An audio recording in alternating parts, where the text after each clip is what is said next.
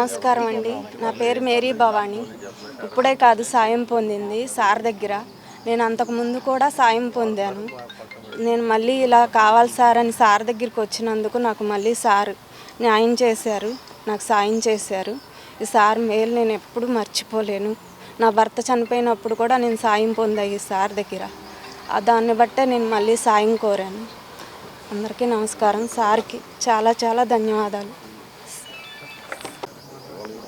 అందరికీ నమస్కారం. ఇవాళ అమెరికా ఇరాన్ యుద్ధం జరుగుతున్న సందర్భంలో అందరూ కూడా ప్యానిక్ అవుతూ ఉన్నారు. మనకేదో జరిగిపోద్ది, మనకు గ్యాస్ దొరకదు, పెట్రోల్ దొరకదు, డీజిల్ దొరకదని.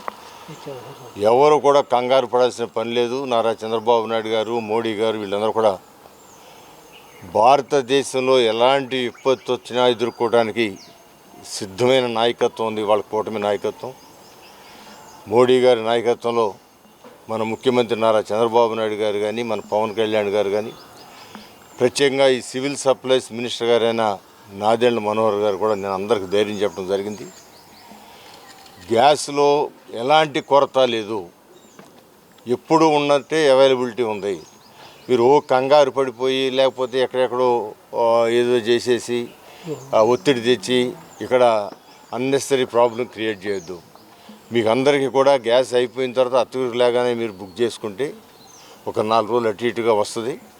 అందువల్ల దీని మీద మరొకసారి నేను కూడా నాదెండ్ల మనోహర్ గారు అందరికీ ధైర్యం చెప్పారు. మరొకసారి మీ ద్వారా కూడా నేను తెలియజెప్తున్నాను.